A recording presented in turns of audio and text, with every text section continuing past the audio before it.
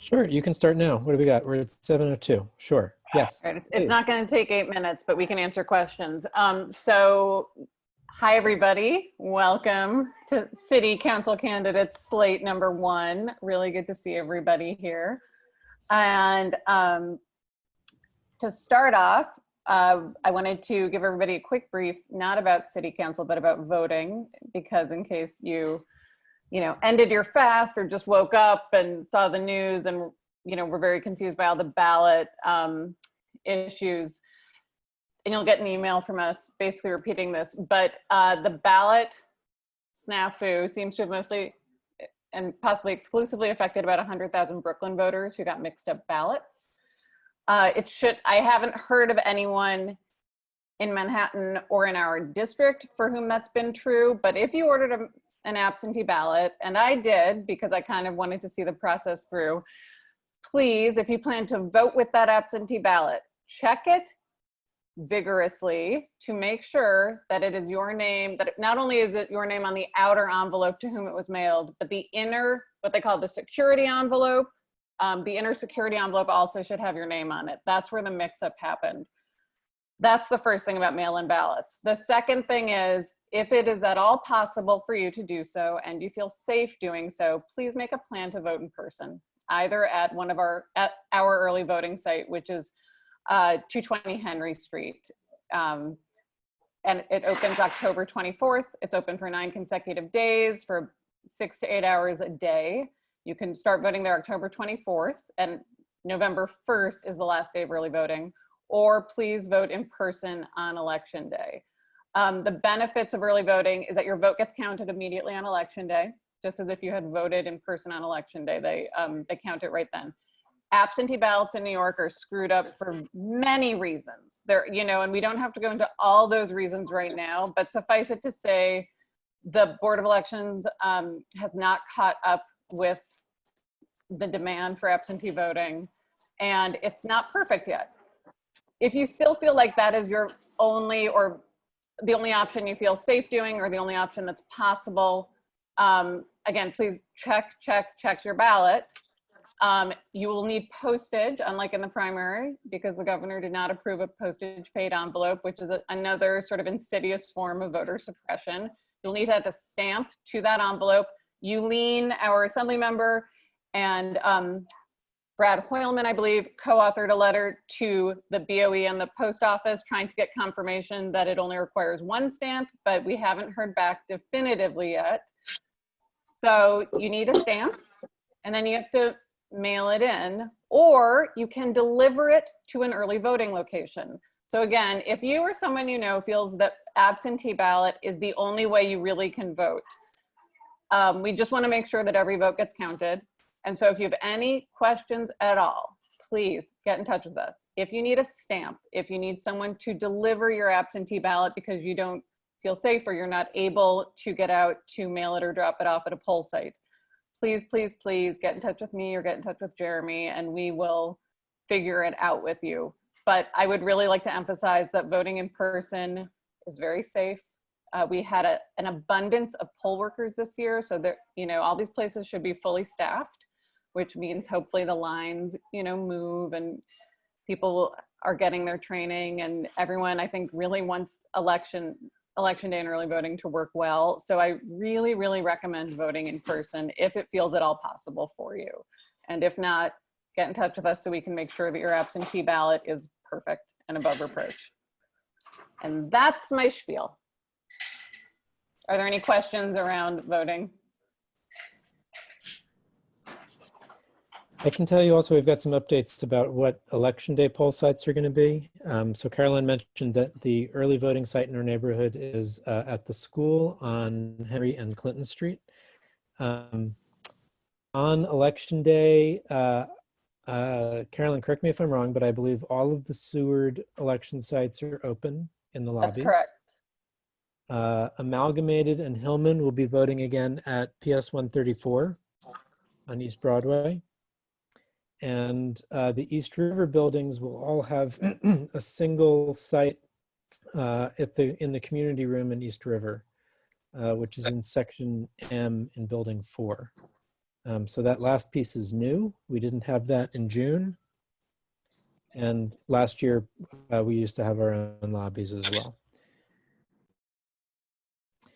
And I also just keep thinking, if this is how hard it is to vote in New York City with a Democratic mayor and a Democratic governor and essentially general election races that are not really in doubt, at least for us right here in Manhattan, I can't imagine how difficult this is going to be in places in the country where the Republicans are actively discouraging people from voting. It's really a little terrifying. Yep.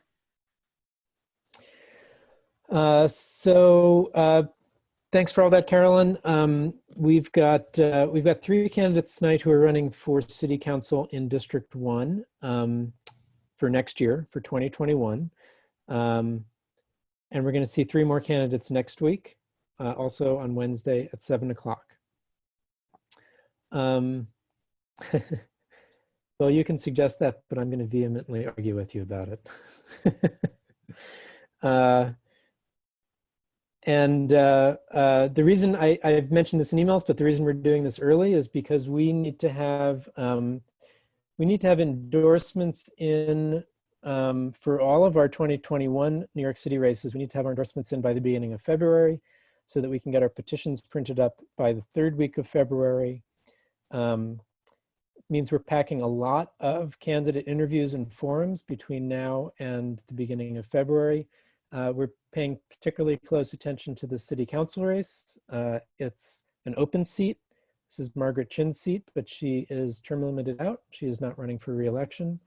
And obviously this is a very important seat for us. The bulk of the Grand Street Democrats' geographical area falls into City Council District 1. So we will be meeting with 3 candidates tonight, 3 more next week, and then please mark on your calendars on Sunday, November 15th. We're going to have our official endorsement forum. We will hear from all 6 candidates again, and we will vote then on an early endorsement for this race.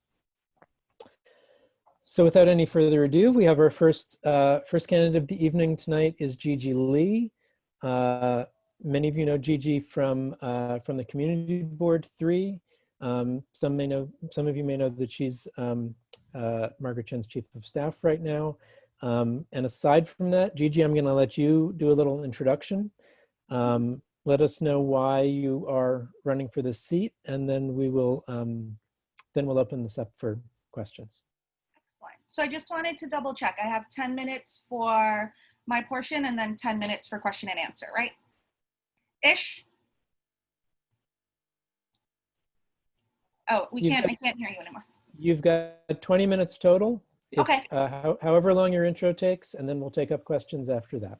Okay, great. Well, thank you, Jeremy, and good evening, everyone. Members of the Grand Street Democrats, it's very nice to be with you today, and thank you for taking time out of your evening to learn a little bit about me. So once again, my name's Gigi. I am running for the Lower Manhattan Council District 1 seat. So I will start by giving you a little bit of just my personal story.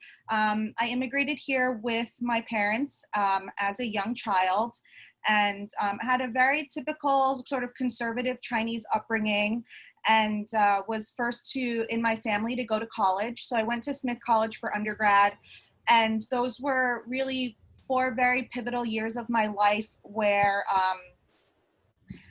a lot of what the core beliefs that I was raised, especially around, women being seen and not heard, were really challenged, and where I really was developed a lot of my core beliefs around advocacy and voice and sort of how I wanted to use, the privilege that I had to really make a difference. And so I decided to return back to the community that was, as the 3rd generation kind of Lower Manhattan family, to my first job back in New York was working for a nonprofit that worked with families and children that were impacted by domestic violence. And so in those 3 years, I was really struck by how difficult it was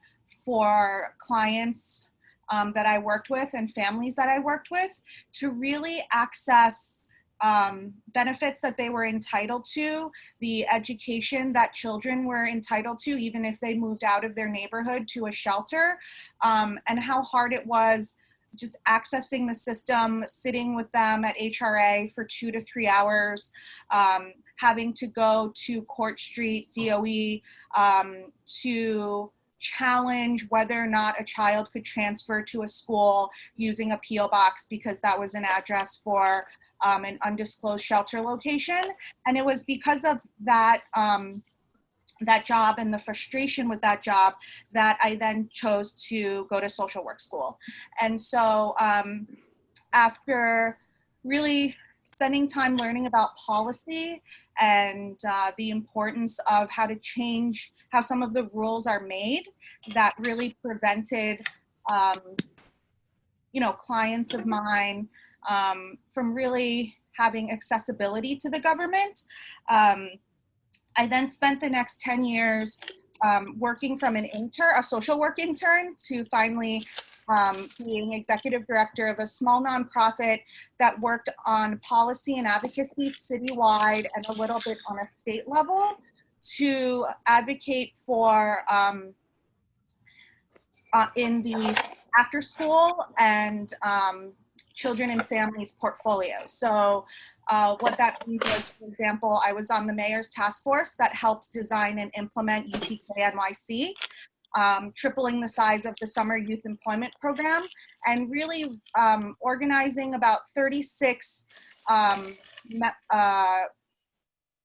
community-based organizations throughout the city, many of them the settlement houses in the Lower East Side, to really think about how to harness their voices together to advocate for funding, changes in their contracts on how the city and state brings money down to communities, and also expanding the size of the free after-school program in New York City. I think those are the three big accomplishments that that I'm particularly proud of. And at the same time, wanting to become very involved locally, I joined Community Board 3 in, I think, 2009. And I was on the community board for just shy of 10 years. And in 2012, was the first Asian American community board chair in New York City. And, I think that when it comes to the work that really impacts, the membership of this club, clearly just the immense amount of time and effort in planning for Essex Crossing is something that stands out really as a gold star model for responsible development that brings together a broad variety of stakeholders.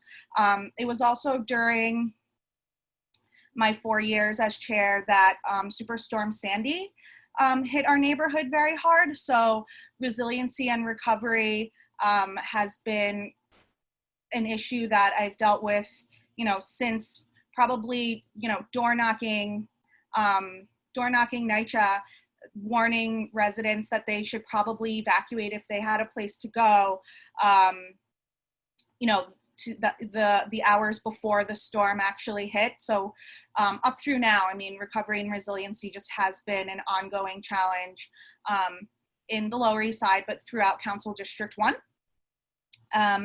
And so I really think that those 10 years on the community board really gave me an opportunity to learn in a very up and close way, each of the neighborhoods that encompass that area, and how the very front lines of government, and how individuals can really have a collective impact. So I think that for me, and then these last 2 years serving as the council members Deputy Chief of Staff and Chief of Staff have really rounded out just my experience with budget and legislation. And so I think the continuation of running for council, becoming council member, is something that I think I can start work on day one. That there's the nonprofit experience, there's the government experience that can really tie everything together. And so some of the things that are really central to my agenda and my campaign is continuing to look at housing, fighting to keep the affordable housing we have, looking at opportunities to continue building new affordable housing, caregiving from the very young. I do think we should have universal childcare. I think UPK was great. I think we should be expanding 3K and really providing the very young with and families with affordable options to the seniors. I think many of you know that the council member chairs the aging committee, and so I was with this community when the buses wanted to reduce the buses going down Grand Street, and just knowing how important buses are, especially with areas that the subways don't, that there are some transportation deserts, so that people aren't forced to buy cars. And then also just, of course, we can't not talk about recovering from COVID, right? And I think that it's the small businesses, it is thinking about how we can support both renters and homeowners and landlords in really recovering from this health pandemic that has really kind of taken this city into a fiscal crisis. So, the couple other things I would mention is I also served for a couple years on the Seward Park Conservancy, really helping bring some funding and much needed attention from parks to have played a role in the very nice and newly renovated facelift Seward Park that you see today. So I think that Council District 1 deserves a candidate that will unify the entire district, not divide, and bring a very broad coalition of support together. I think it's important for me, especially as someone who met my husband in this neighborhood. He went to Seward Park High School. We're going to start a family shortly, to think about the kind of community that I want to raise a family in, that we all want to continue to live and thrive in, and just make Lower Manhattan keep it a great place that we all can continue to be proud to call home. And I'm ready to work hard and start on day one and fight for all of the issues that have been important. And I'll leave it at that, and I'm happy to take any questions. Great, thanks so much, Gigi. Everybody else, if you want to click the raise hand feature or drop a note in the chat, so I know you've got a question. Otherwise, I'll start. I got a logistical question for you, actually. Do you expect that you need to resign from Jen's office in order to run for this seat? Yes, at some point, I will be taking a leave to be a full-time candidate. And no timeline on that yet? No. Sometime in 2021. I have to work out the parental leave and then all of the sort of other things. Okay. Marion, I see your hand. Why don't you go ahead? Thanks. Hi, Gigi. Thanks for introducing yourself to us. So one of the concerns that I Hey, have. Marion, you're a little quiet, actually. Yeah. Could you speak into the mic a little more? Yeah. Is that better? Wait a minute. A little bit. There, turn it up. How's that? Oh, Excellent. perfect. Okay.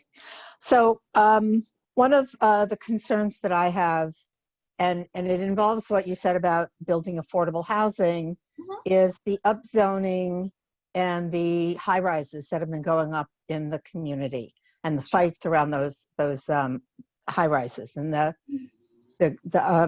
argument that people use is that, well, we have to build very high in order to do affordable housing. Right. So there's two things about that. So it's kind of a complicated question. So the two things about that is, how long does it stay affordable? And is it really affordable for a local average median income? Right. Is it truly affordable for our neighborhood?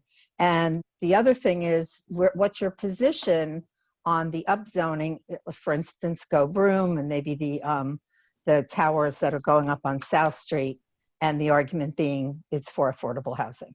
Right. So I have been very critical of mandatory inclusionary housing. I think that which limits really the affordable housing component to a maximum of 30%, right? And most developers will not go the 30% because they have the option of 20, 25, or 30, and they always go 25. I think that mandatory inclusionary housing really limits the amount of it has benefited developers more because you're getting 75% market rate, right? And so I have not been a fan of that kind of constricting the amount of affordable, right? Again, Seward, Essex Crossing is 50%, and it's in perpetuity. And so I think that has always been, for me, what a really conscientious planning process looks like. I have been also, I got the Go Broom question when I met with the leadership of this club as well. I feel that Go Broom, that what they put on the table was a good initial design and good initial combination of use. But I do think that there could have been a better mix of both a higher percentage of affordable housing in that project, and also, the community board worked very, very hard for a contextual height with all of the Essex Crossing buildings, right? They're all very similar in height, and we spent months and months of meetings thinking about what that contextual height would be. And I think that really should have set the tone for the height of that project as well. When it comes to the Two Bridges development, I think that both the speaker and the borough president, for the first time, sued the administration. Unfortunately, we recently lost, and we have just recently appealed that decision. I think that the height that they're proposing is absolutely ridiculous, especially on the 80 Rutgers property, where they would be cantilevering over the senior units. And it took a lot of lawyers to find out that land is deeded specifically for low income and senior use only. So I think there's a lot of fishy stuff going on with the projects down there. They're not projects that I personally support, and I would happily commit to fighting those, if elected council member. May I ask just a quick follow-up? So on Go Broom, they are upzoning from R8 to 9, and they've asked for and gotten approved for every single variance, so that the ending of the building will be 2.5 times what the current zoning would allow. Yeah, and you still think that's, you still support that? No, maybe I wasn't clear in my answer. So I actually don't believe that what they put on the table, I think, should have been a starting point to negotiate, and that shouldn't have been what was passed. Okay, thank you.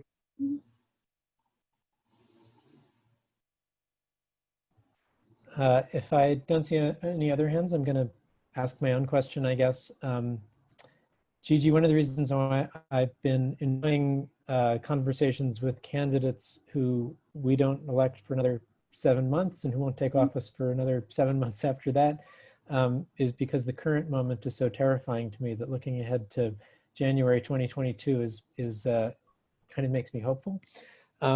But obviously the city is going to face a lot of challenges, a lot of budget challenges. Right. And you mentioned recovering from COVID is going to require support for small businesses, for homeowners, for landlords. Wonder if you could talk a little bit more specifically about what kind of legislation you expect the City Council will be able to pass in 2022 in the midst of a budget crunch that will really effectively help this community recover. Yeah, so I think, look, there certainly can be some savings, particularly with agencies. I think there can certainly be some savings rendered from the NYPD budget and some just general belt tightening. But I think that the council has a role here specifically around how they can incentivize landlords and small businesses to really, instead of using a very stick approach right now to how things have been done, especially around significant penalties, late fees, that we can think about how we can incentivize and reward property owners that really can help keep small businesses afloat from closing, because once they close, the chances are these businesses are never coming back, right? And so what are some incentives that we can give the good landlords and the businesses that are doing the right things and following the rules so that they can get some reprieve to just get over this hump of whether it's 3 months, 6 months, so that they can stay in business, they can continue employing a lot of individuals that live in our neighborhoods, and that that there is actually some stability. We're looking, I think there's also opportunities I think what we're all hoping for is money from the federal and state government, right? But I think what the city can also think about is not only rent relief for renters, but also rent relief for homeowners as well. And that will require a combination and a partnership between the city and state, which unfortunately has not been a highlight of the current leadership.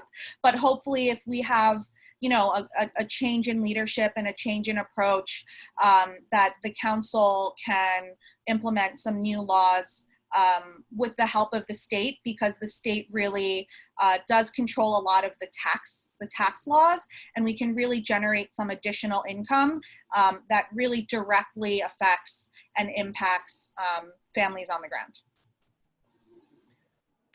Okay, thanks a lot. That's the end of our 20 minutes, but I really appreciate the time. We will see you again in November and have another chance to ask you some questions. So thanks very much for joining us. Great. Thank you so much for having me. Sure. Good night. Good night. And next up, candidate number 2 tonight is Jenny Lam Lowe. She's a fellow district leader and now works for Speaker Johnson's office. Jenny, again, I'll let you introduce yourself and then we'll take some questions. Thank you, Jeremy, and good to see many of you who have met before, and nice to meet some of the new members that I have not met. Hi, Lee. Thank you for this opportunity for me to seek your endorsement and meet your members, and also give you a chance to ask me questions about why I'm running. Many of you have met me and we have worked together to collaborate in judicial races and other projects that we have worked on. I'm Jenny Lowe. I am a lifelong resident of Chinatown, Lower East Side area. I have been working in the district as a volunteer for many, many years. I am a district leader for over 25 years, where I have worked with UDO as a club to elect progressive candidates, minority and women running successfully as candidates representing the value that we are fighting for. I am also a board member of the Eleanor Roosevelt Legacy Committee, where we have worked very hard to build a farm team of women and minority women to run for office across the state. And I have been a board member of the Chinese American Planning Council for 30 years, and where we help countless immigrant families and low-income families become economically self-sufficient. You know, my background is that my family came from China, and we came with nothing. I didn't even know the alphabets when I came, but through sheer hard work and support from the family and the community, I was able to succeed in my career and taking on many leadership roles in the community, and have been able to be effective in collaborating with others, leaders in the community to solve various problems. Empowering women, empowering immigrants, people of color, to fight for our progressive value. And many people have been asking me to run for years. They've asked me to run for years because they have seen my proven track record of many years of experience, and I'm glad that Congresswoman Nydia Velázquez, Congresswoman Carolyn Maloney, New York State Senator John Liu, and Assembly Member Yulin Liu have already endorsed me. People are asking me to run and endorsing me so early is because they know that I will be an effective leader. I will be an effective leader I have been an effective leader during COVID, where I have volunteered to work with a nonprofit organization called Rethink Food NYC, where I deliver meals with the team of volunteers. Today, we have delivered since April. So we've been and we continue to deliver meals as we speak. I'm driving tomorrow morning. We have delivered over 420,000 meals to the residents, seniors, and those who are homebound every day, Monday to Friday.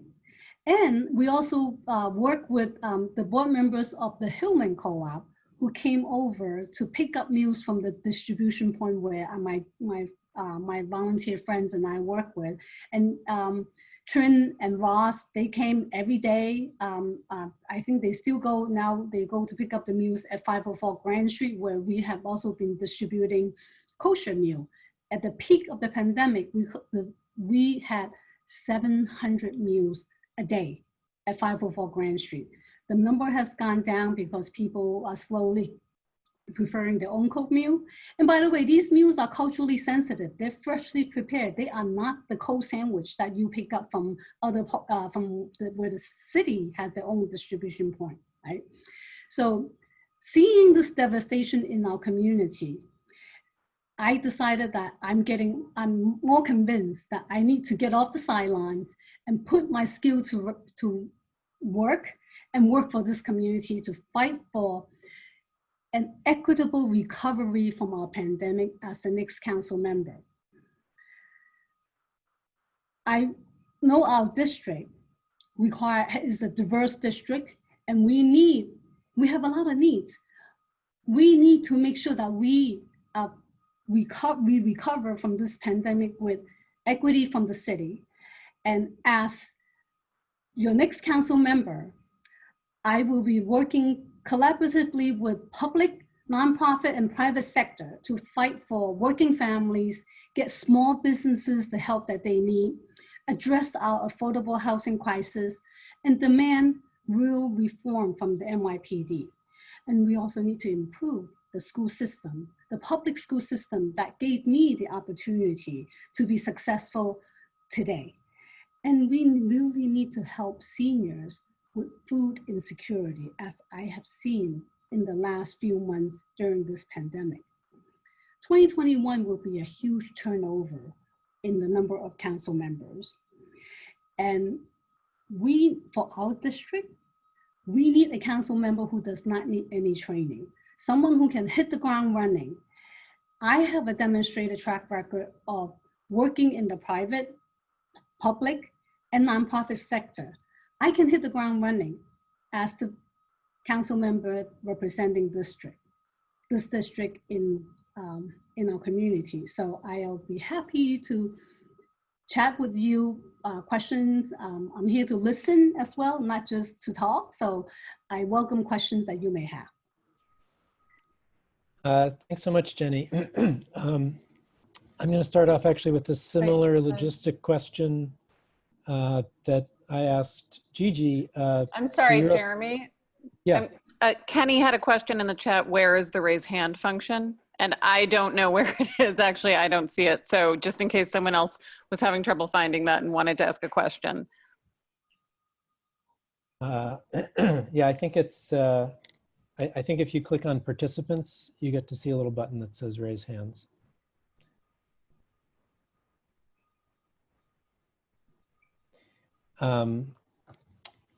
Anyway, I'm sorry. I think I was actually going to ask the same question Kenny was asking, because this was similar to, Kenny, you can go ahead and ask it if you want. You can ask, Jeremy. I was just basically asking, you mentioned you were district leader, and I know district leader races are in 2021 as well. I think it's the same date as the city council primary. So I was wondering, are you going to be running for district leader and city council at the same time? So I have not made the decision about that yet. I am currently the district leader. I've been a district leader for 25 years. The one time that I had the race, I won the votes by 89%. When was that? I have not decided on what I'm doing with the district leader. I have been a district leader for 25 years, mostly unchallenged. The one time that I had a challenge in 2011, I won the race by 89% of the vote in my district, in my part. Thank you for your question, Amy. Thank you. I guess similarly, would you pledge to resign that position and your state committee position if you were actually elected to the city council? Again, that's a good question, Jeremy. My focus is in the district. When I am elected as the council member, I will make that determination after I win the race, because that is not until the year after. Gotcha. Okay, thanks. I don't see other hands, so I guess I'm gonna hop in. Oh, Bill, go ahead, Bill. I'm sorry, I had this on the chat, so but I know you had a lot of stuff to watch, Jeremy. Jenny, I have a question. Maybe I misheard you. Did you say that you already have endorsements from several people for the race next year? Yes, I have endorsement. I've been endorsed by Congresswomen Nydia Velasquez, Carolyn Maloney, New York State Senator John Liu, and Assembly Member Yulin Liu. Specifically for next year's race? For my run for City Council in District 1 in 2021. Okay, thank you.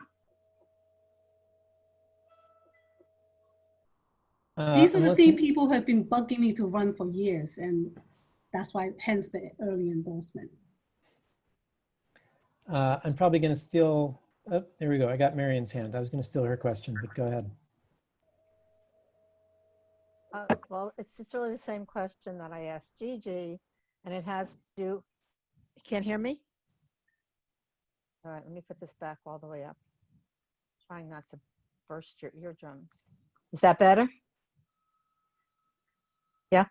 Yeah. The question really is your position on the overdevelopment in District 1, and particularly your position on using some percentage of affordable housing for some period of time as a rationale or as a reason for upzoning in the neighborhood, such as like Go Broom did.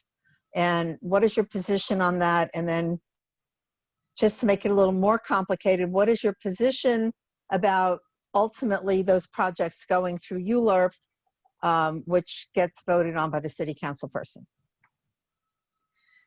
So my view on the development is that we have to have smart development. What do I mean by smart development? It has to be a comprehensive input from the residents of the neighborhood. We cannot have development that brought on by developer. It has to be fully transparent. The plans have to be transparent, and the community board has to do a lot of work. I support the change in the ULURP process where it gives the community board another 30 days to review the plans that are putting forward. You have already known that many projects have gone in the past, really signed in the dark of the night, and then we find out when the deal is done, right? So community input is definitely very important. We have to have smart development in that when you develop a sizable complex of projects for housing, if you have senior housing, you have to also have ancillary services that support that. If you have housing that are for families, you need to make sure that school will be also able to support the family that are coming. You look at FIDI. I worked at JPMorgan Chase at Chase Plaza for years. I watched how some of the office buildings became residential. But I was looking at, I'm like, where are these people going to shop for food? Where is the grocery store? And where is the school that these students can go to? Everyone cannot go to that private school on Broad Street, right? And so this is from my own experience. I believe that development must involve input from the community, but you have to have a longer term view. And it's not just about, hey, I got this building and it's going to build up. Somebody's going to make some money on it. And yeah, we'll throw in some affordable housing in there, right? No, when a project is being developed, I would want a portion of it, if we can represent if a community wants permanent affordable housing in the development, then we would fight for it. I will fight alongside with the community. If the community wanted space, community space for us to use, I will fight alongside with the community. When you elect a council member, you elect her to be your voice. What that means to me is that she needs to listen to you. She needs to listen to the community, the neighborhood, wherever the impact is being, will be in the neighborhood where the project is. While I'm not naive, you may not be able to get 100% agreement on a specific project or a solution or a path to that project, but the council member, as your council member, I will work with diverse groups of people who cared enough to be part of the solution and work together to find a solution that will be best for most people. And that's how I will approach development as well. And that's how I will approach any other problem that the community may face while I'm the council member. As far as the mega towers that are being developed, that are being proposed on South Street, it was wrong from day one. It is outrageous that the City Planning Commission allowed those mega towers to be built and call it moderate modification. Like, who are we kidding here? So since I worked in the city council with Corey Johnson, the speaker, I've been giving him my input from hearing what the local residents in the Two Bridges areas are fighting for. I was in the room when the speaker called the administration, give them a last chance to call off that hearing on December 5th. If not, he was going to file a lawsuit. And guess what? They decided to go forward, and we filed a lawsuit. Right? We won in the state Supreme Court. But unfortunately, once something goes into the courts, it has its own course, right? So we need to regroup and we need to appeal the decision that the appellate division in the first department made a few weeks ago. So I don't know, Marian, I don't know if that answers your question. Be happy to elaborate if you feel that you need me to say more about that topic. I don't want to, I know other people might have questions, but particularly with the Go Broom project.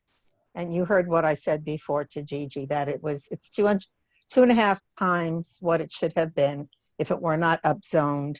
And I was at both the Land Commission meetings. There was not one community member who spoke in support. There were nonprofit organizations, but not one community member. So I just wonder what you think the city council's position should have been in that position, because there was a group of us, and now we have mercury and lead, and they're still not giving full community transparency.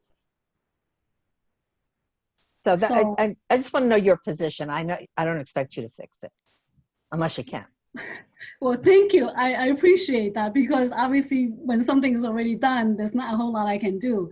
What I will promise is that I am the kind of person who would listen to all sides of the issue and find ways to help people find a common ground, right?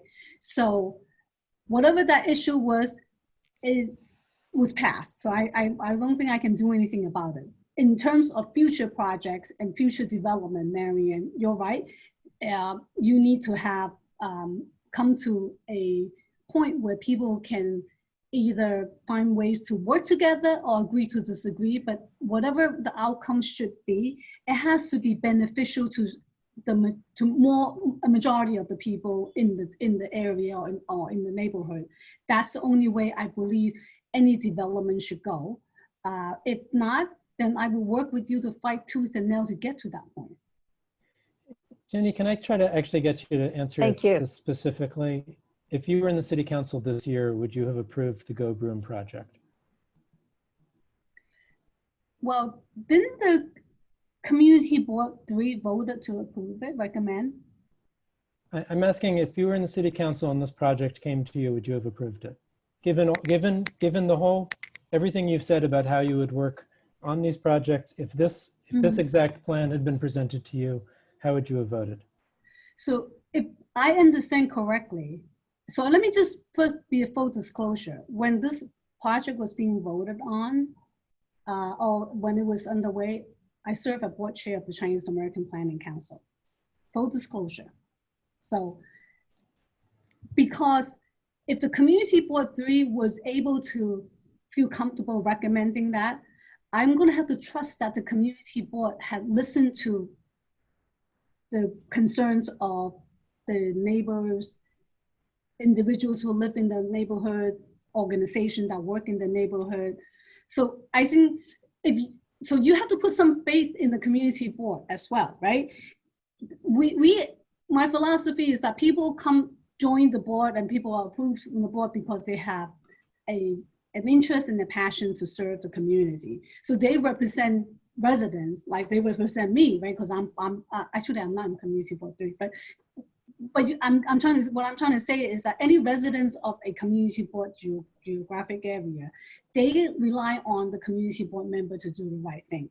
So Jeremy, I'm not trying to avoid your question, but I think if community board 3 felt comfortable to move forward with it, then as a council member, I have to entrust that the community board have the community's best interest at heart. Now, I would have been talking with them more often before they vote and understand where it's coming from. So that's kind of how I would work. Again, it's done. It's already done. I really don't want to second guess what the community board has done in your opinion. So, but I can tell you that if I were the current council member at the time, I would have talked to the community board folks, including residents of the community, and understand where everyone is coming from in terms of in favor or not in favor, or how would they find a solution to make that amenable for people. While it may not please everybody, but we try to do what is beneficial for a majority of the residents. Okay, thanks. Again, I always have to apologize when 20 minutes is up because it's just not enough time to really get into the stuff, but it was really nice to see you again this evening, and thanks for sharing your time with us. Thank you, everyone. So now I get to introduce our third candidate for this evening, Tiffany Winbush, who, yes, there you are, great. Hi, Tiffany, thanks for coming. Again, same idea, if you could introduce yourself a little bit, and then we'll take some questions, and we'll give you 20 minutes altogether as well. Great. Well, I want to start off just by thanking everyone for giving me the opportunity to speak tonight. I really appreciate it. So I'm Tiffany Winbush. I have lived in the financial district since relocating to New York City. I'm a transplant from Louisiana, and I've lived here for 15 years. I moved to New York City to really expand my career. My background is in marketing communications, and I had the pleasure of my very first career opportunity here in New York City, working for an amazing nonprofit that provided services to developmentally disabled children and adults. And I worked there for a number of years, primarily in Brooklyn, Staten Island, the Bronx, as well as Queens, ensuring that people were aware of their services and making sure that we got people signed up for those particular services. When I moved to the financial district, like so many people who, moved to New York City to follow their dream, I did not know many people here. I can count on my hand how many people I knew, and I think that was all of 2. And I knew I needed an opportunity to get involved and get to know the city, and then more importantly, get to know the neighborhood in which I would call home. Throughout my time here in New York City, I have volunteered with a number of organizations. I am very active with an organization, a 100-plus-year-old organization, public service organization by the name of Delta Sigma Theta Sorority. In that organization, I spearheaded programming, mentoring opportunities for high school girls. I wanted to, get to know even more of the city, and from there, did a lot of volunteer work with the New York Junior League on their public policy committee, really advocating on behalf of the rights of women and girls within New York State. I also had an opportunity to serve 3 terms on my local Community Board 1. And one of my focuses as a Community Board member was several things. Number one, I was a part of the Affordable Housing Subcommittee, where we went around the community and we identified buildings who were receiving tax breaks, where they were obligated to give their residents discounted rates on their housing. And so we identified those buildings. After identifying those buildings, we notified the residents in those buildings, and we helped them go to their management in order to ensure that they were not overpaying their rent.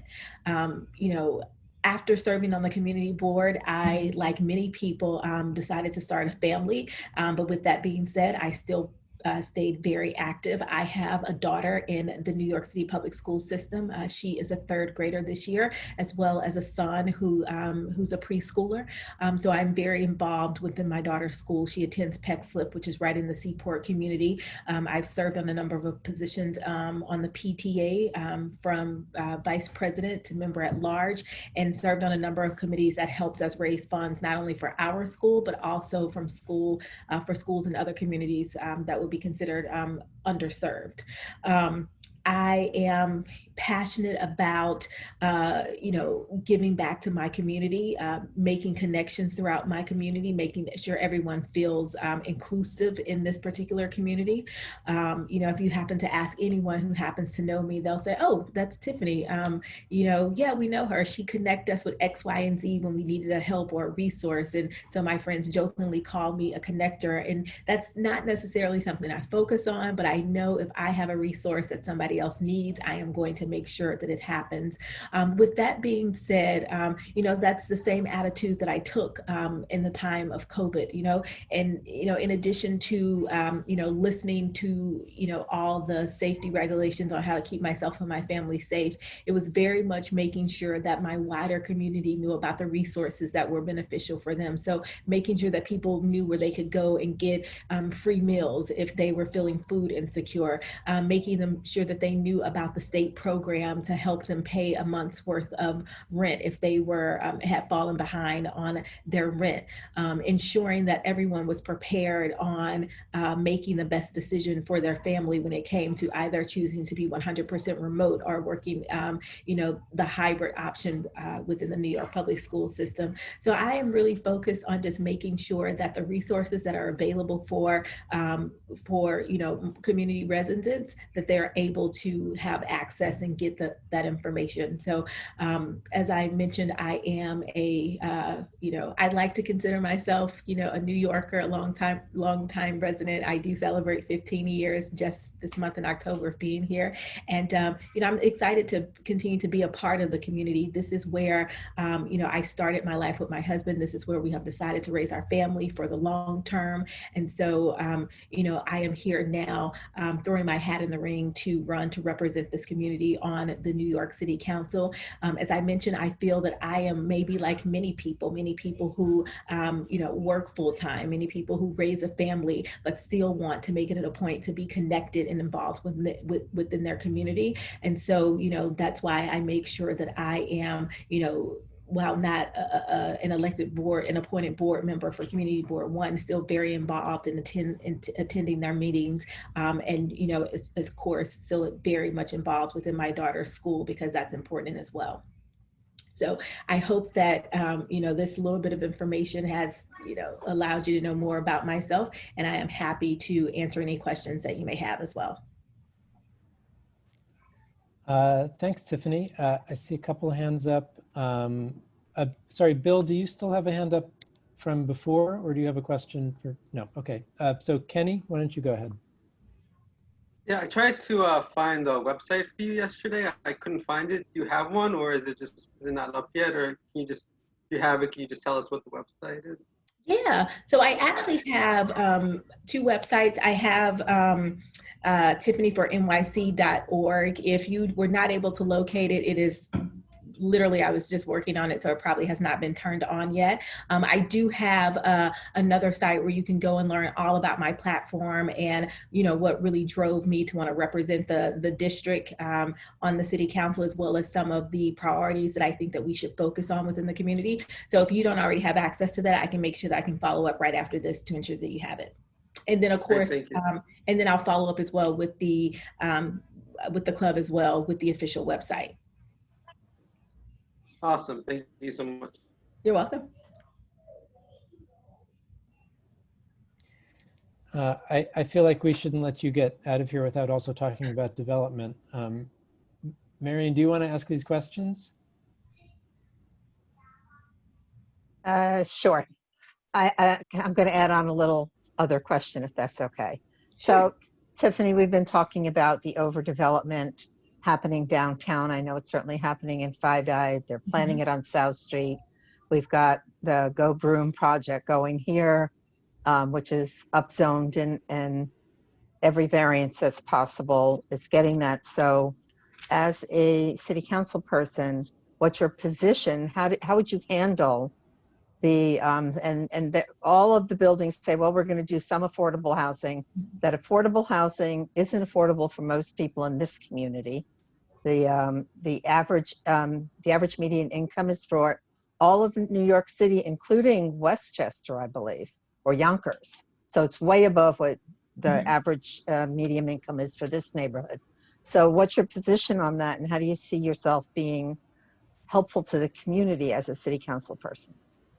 So of course, I fully support affordable housing. I know that New York City is one of the most expensive cities to live in. And if we cannot make it more affordable for the middle class as well as lower income residents, they are going to, continue to move. You know, we've already seen the migration of middle class move out of the city. I know there's always so much talk within the city about how we cannot tax, you know, the billionaires in the city because they will leave. But I think that we as a city have failed to you know, realize that the middle class were already leaving and no one has jumped on you know, a high horse to fight for their beliefs. So we certainly need more affordable housing. And when we come to January 2021 and the moratorium on rent expires because of COVID-19, we are going to experience even more people who are housing insecure. I'm passionate about affordable housing because, you know, I at times grew up housing insecure.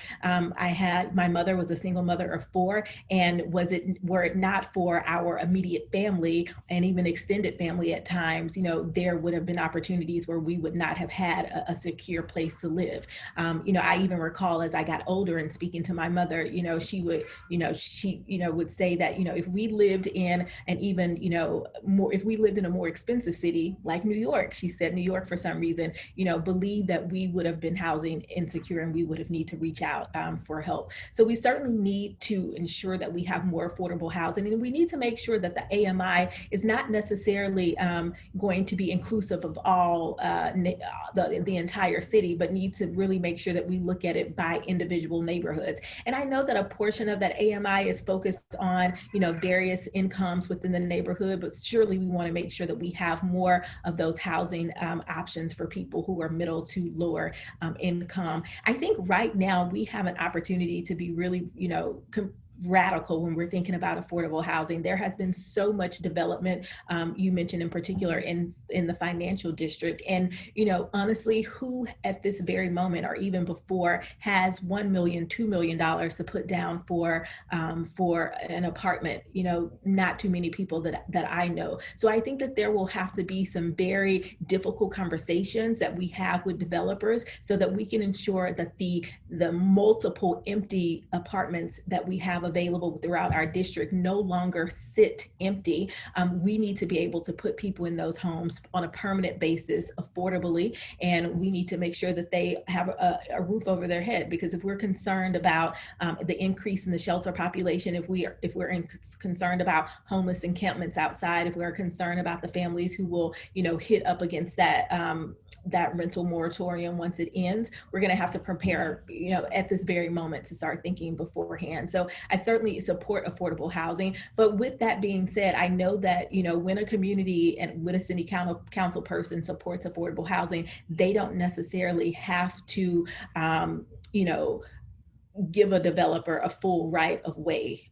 So that, you know, do we need, you know, towers that are sky high? No, we should really be focusing on things that are of scale to the community. I know in the financial district right on 250 Water Street, which is, you know, smack dab adjacent to my daughter's elementary school, you know, there is currently back and forth about, you know, a residential project. Now that project is zoned to go up to 12 stories, but unfortunately the developer wants to do mega towers, and, you know, they have offered the principal of the school, you know, a gymnasium, a theater, whatever it may be, to kind of get the support of the parents. And while yes, we do need more community space, I'm not willing to make that you know, to make that compromise if it's going to overtake the neighborhood and it's not going to fit with the neighborhood and what's going to be best for the community as a whole. Thank you. Thank you very much. You're welcome. Hey, Tommy, I see your hand up. Yes, this is an expensive district to run in, and I'm wondering at this point, have you raised any money, and how do you plan to do it?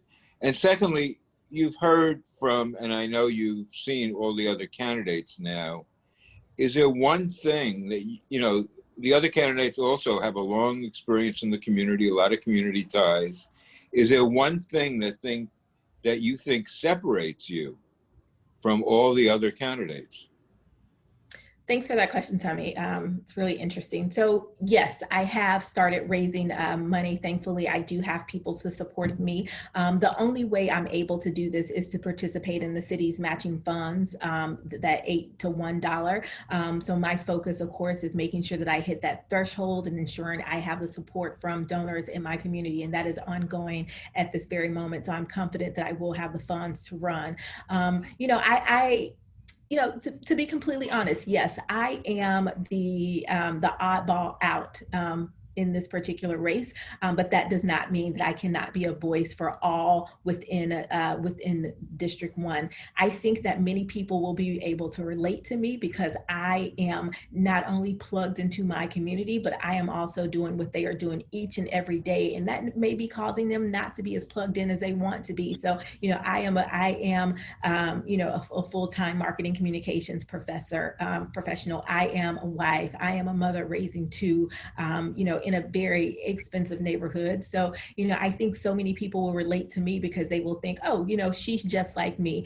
She may not have a lot of, connections at City Hall, a lot of, politicians, but, she is committed to being a voice for everyone within the district just because of her lived experiences. And I think that's one of the things that really makes me stand out from the other candidates.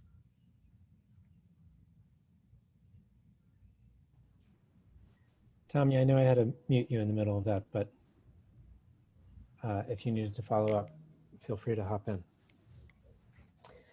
I don't see any other hands, but I can get one more question in myself. I think you've got 2 kids in public schools. I have one so far and one in preschool. So Gotcha. he'll be in public school next year. Yeah. Any suggestions for how the city could have handled schools reopening?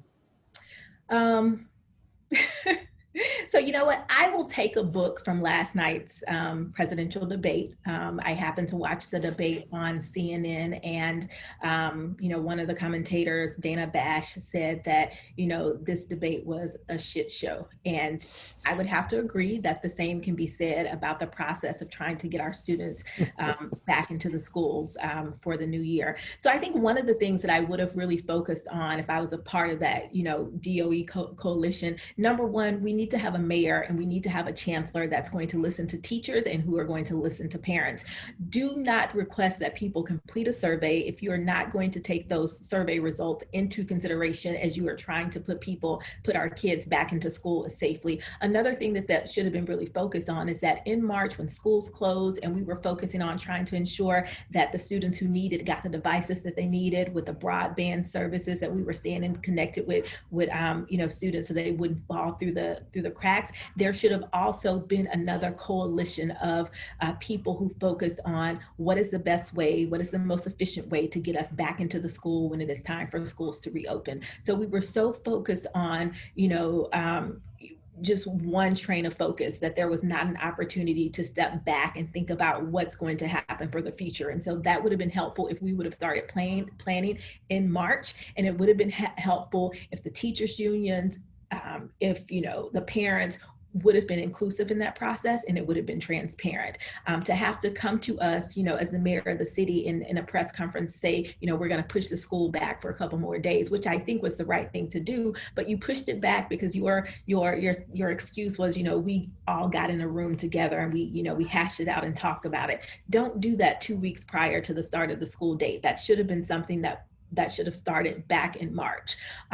So we need a mayor, we need a chancellor that's going to be accountable, that's going to make sure that our public schools are able to, continue to educate our children. I firmly believe in public school. I went to public school all of my life, and that's where my kids will be going. I don't, in the foreseeable future, I cannot rationalize, sending them to private school when I know that they can get a quality education in New York City public school system. Thanks. I just wanted to make sure we didn't get through this whole meeting without complaining about the mayor. So thanks for helping us out with that. Happy to help you. Tiffany, I think that's all the time we've got for this evening. But again, thank you so much for joining us. I know we will see you again again briefly, but we'll see you again in November. So hopefully we'll get to follow up with some questions then. In the meantime, good luck. Jenny, good luck to you as well. For everybody else, we're going to have another one of these meetings a week from tonight with the 3 other candidates from City Council District 1. And I hope to see you all back then so we can ask them some of these same questions as well. So thanks very much. Thanks, everyone. Have a great night. Thanks, Thank you. everyone. Good to see you.